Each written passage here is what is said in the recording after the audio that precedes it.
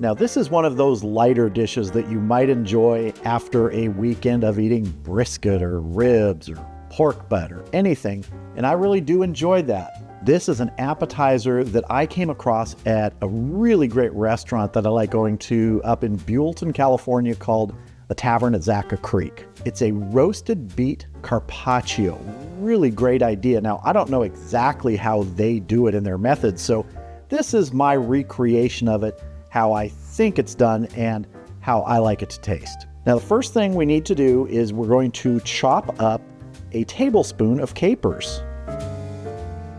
These are going to give us that nice briny, salty taste. And this is all going to be for a sauce that's drizzled over the roasted beet carpaccio. Now, usually carpaccio is thinly sliced meat, which is pretty light in itself, but in terms of getting it even lighter, using roasted beets is a great option.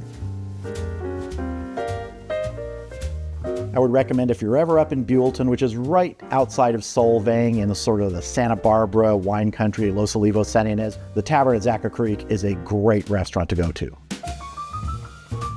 That's looking perfect to me. Let's build the rest of this sauce. Now, to our chopped capers, I'm going to add a tablespoon of olive oil and a tablespoon of balsamic vinegar. We're going to mix this up. Get a little taste here. It's that great combination of sort of that lusciousness of the olive oil, sweetness from the balsamic, and that little briny bite from the capers. All right, well, let's move on to slicing our beets. So I have my mandolin out here because we're going to be slicing these really thin. If you don't have a mandolin, just slice them as thin as possible with a very sharp knife. And because I'm using the mandolin, which really can take knuckles and skin off really easily, I have an anti-cut glove under my glove here. Now here are my beets that I roasted. I have one golden beet and one red beet. And I peeled them, roasted them in the oven at 350 degrees for about an hour and 20 minutes. But really what you're going for, at least what I like to do when doing something like this, is not completely done. Usually the way you tell when they're completely done is will a knife or a temperature probe just slide in and out super easy, kind of like when a baked potato is done. I like to take it a little bit short of that, so there's still a little bit of structure in there. So if you feel a little bit of resistance at that time, you're good. Now I have my mandolin set to slice very thin. I have some parchment paper underneath because beets can leave a little bit of a mess. And I roasted up a bunch of beets and we're just using these two. So let's get a first slice here just so we get going and see how we're doing. Let's check our thickness. That looks good to me.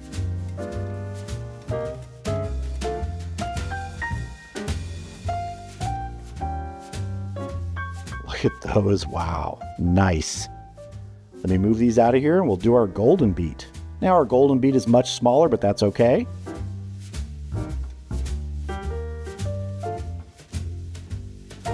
Always be careful with the mandolin. Don't go too far. That looks good to me.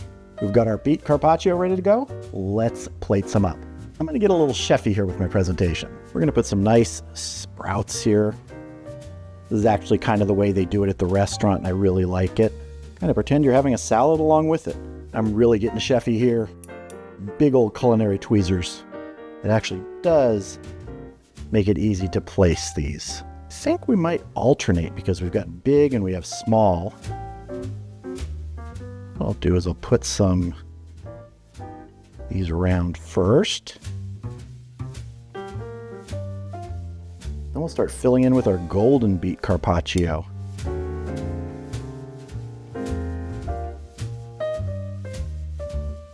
You can see how some of the juice from the red beets has really colored some of the yellow beets. But this is a delicious light dish. Now we have some of our sauce we're going to drizzle around here. And on our greens too. The capers add a really nice touch to this, really nice, that briny bite. And there we go. One of my light offerings, a roasted beet carpaccio. It's time to taste.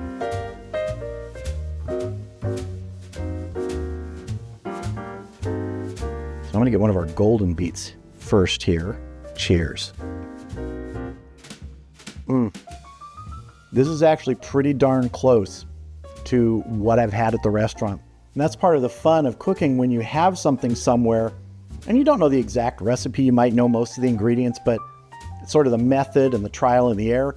Well, no real trial and error here. I just decided to go for it and got pretty close. Red beets are pretty big, so I'm just cutting it.